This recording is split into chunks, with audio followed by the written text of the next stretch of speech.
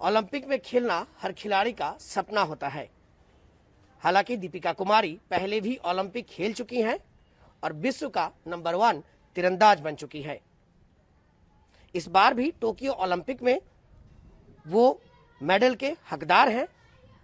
झारखंड की 3 बेटी इस बार ओलंपिक के लिए सिलेक्ट हुई है, जिसमें हॉकी के लिए निक्की प्रधान और सलीमा टेटे हैं, तो दूसरी ओर आर्चरी में दीपिका कुमारी का नाम है।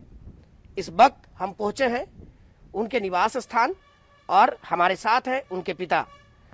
आइए बात करते हैं उनसे और जानने की कोशिश करते हैं कि सर, बचपन का दौर कैसा था और आपको कैसे पता चला कि दीपिका एक तीरंदाज बनेगी, एक निशानेबाज बनेगी? ये गॉड गिफ्ट है। हम नहीं जानते थे कि ये तीरंदाज बनेगी, लेकिन मजाक में ही, मतलब कैसे कहिएगा, उसी दरमियान बन गई। और जो भी बनी है वो मीरा मुंडा का ही आशीर्वाद से बनी है, उन्हीं का स्कूल था। और वहाँ सिलेक्शन हुई, डायरेक्ट सिलेक्शन हुई और बोली थी कि 3 महीना अगर नहीं करेंगे तो आप हमको निकाल दीजिएगा।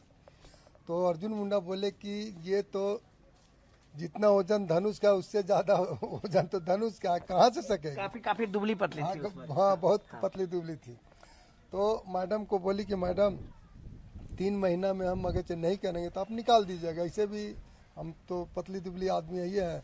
तो मैडम क्या सोची क्या नहीं, उसके बाद में फिर बोली अच्छा ठीक है, इसको हम रख लेते हैं।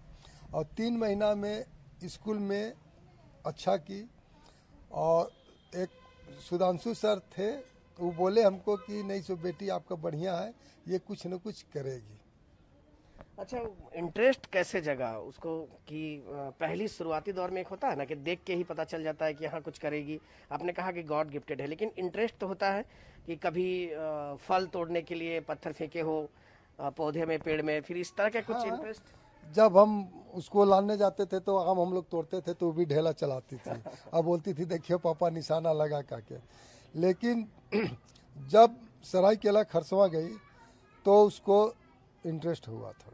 उसके बाद में वो तो वहाँ से फिर 1 साल रही, 1 साल रहने के बाद में फिर टाटा चला सिलेक्शन होकर। उसके बाद में फिर 13 साल की अवस्था में अमेरिका से गोल्ड मेडल जीत के लाई थी। आर्थिक स्थिति की बात करें आपकी, तो शुरुआती दौर में जिस तरह सभी खबरों के माध्यम से दिखाया जाता है, लोग कहते हैं, हम आपके जुबानी सुनना चाहते हैं कि आर्थिक स्थिति कैसा था उस वक्त जब दीपिका पायदान पे ऊपर चढ़ रही थी, और कितनी कठिनाई हुई आपको दीपिका को वहां तक पहुंचाने में? उस टाइम तो हमारे पास कुछ नहीं था। हम लोग दोनों मियाँ भी 1500-1600 रुपये कमाते थे।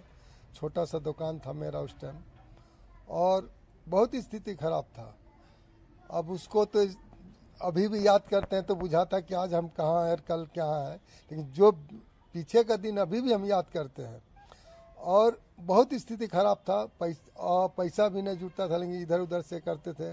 और जब उसको हम भेज दिए थे तो पड़ोसी लोग भी बोलता था कि बेटी को तुम भेज दिया है, ये कहाँ रखेगा, क्या करेगा, क्या दोनों पति पत्नी में झगड़ा भी हो जाता था हम लोग को।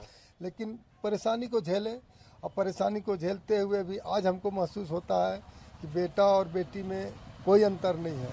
अगर उस दिन का अगर नहीं, जैसे गांव वाला लोग बोलता था, साथी लोग बोलता था, अगर उसको आज हम ले लाते तो उसका ये भविष्य कभी नहीं बनता। अभी हम लोगों ने देखा कि आप अभी ऑटो डायरेक्ट लगा के फिर आप घर आए। कहाँ आप ऑटो चलाने गए थे या फिर डेली का आपका रूटीन है? नहीं, मेरा डेली का रूटीन है। 2 ट्रिप या 3 ट्रिप चलते हैं। और घर में बैठे हुए क्या करेंगे, बच्चा लोग तो बोलता है कि नहीं चलाने के लिए, कि अभी से हम बैठ के क्या करेंगे। काम छोटा नहीं होता है। एक नाली भी अगर हम साफ कर रहे हैं तो उसको हम सोचेंगे कि काम कर रहे हैं, काम का नजरिए से देखा जाए तो कुछ नहीं है। कभी दीपिका ने आपसे मना नहीं किया कि पापा अब तो छोड़ दीजिए, अब हम सब कुछ तो है ही आपके पास? हाँ, वो बोलती है, लेकिन बोलती है तो बहुत, कोई घर वाली भी सर्विस करती तो उसको भी बोलती है कि छोड़ दो, ये है वो है। लेकिन अरे काम कैसे छोड़ेंगे, अभी काम से अगर हम बैठ जाते तो आगे मेरा क्या होगा। अब अपनी बेटी यानी पूरे झारखंड क्या पूरे देश की बेटी से अब क्या उम्मीद कर रहे हैं? हाँ, ये है, पहले तो मेरे पास 1 खिलाड़ी था, अब 2 खिलाड़ी है। और अभी भी हम हौसला बुलंद करके कहते हैं कि गोल्ड मेडल जीत के लाए वो लोग, और पूरा झारखंड का उन लोग का आशीर्वाद रहे। जो भी बेटियां रानी गया है वो लोग गोल्ड मेडल जीत के आए, हम लोग बहुत खुशी मनाएंगे। ईटीवी भारत के साथ बातचीत करने के लिए आपका बहुत बहुत धन्यवाद। इस बार दीपिका के कंधों पर बहुत बड़ी जिम्मेदारी है। देश के प्रधानमंत्री के साथ साथ पूरे देश भर से उम्मीद पाली जा रही है कि दीपिका इस बार गोल्ड हासिल करेंगी। दुआओं का दौर जारी है। ईटीवी भारत की ओर से भी दीपिका को ढेरों शुभकामनाएं। परमानंद के साथ मैं चंदन भट्टाचार्य, ईटीवी भारत, रांची।